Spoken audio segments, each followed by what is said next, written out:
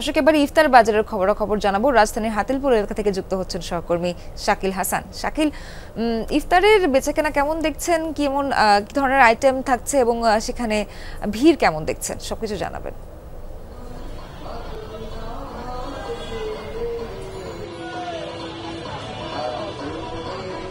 সোয়ার রমজানের প্রায় শেষ দিকে চলে এসছে রোজাদাররা, এবং এই ইফতারের জন্য কিন্তু এই সময়টা অর্থাৎ শেষের 2 ঘন্টা খুবই গুরুত্বপূর্ণ। তারা যারা বাসায় ইফতার করেন তারা তো বটেই, পাশাপাশি যারা জীবিকার প্রয়োজনে ঘরের বাইরে ইফতার করেন তাদের জন্য খুব দরকারি হচ্ছে এই ইফতার সামগ্রীগুলো সংগ্রহ করা। সেগুলো তারা এইসব জায়গা থেকে সংগ্রহ করেন।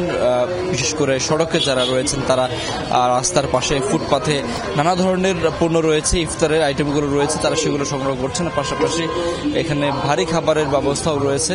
আমি হাতিরপুলে যেখানে অবস্থান করছি এখন, মোতালেব টাওয়ারের সামনে এই আয়োজনটি প্রতি বছরই দেখা যায়, এবং এখানে নানা ধরনের ইফতার সামগ্রীগুলো নিয়ে দোকানদাররা বসেছেন।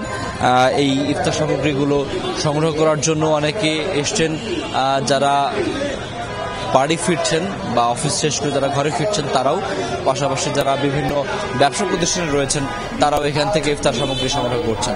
সোহাগ, শাকিল, অসংখ্য ধন্যবাদ।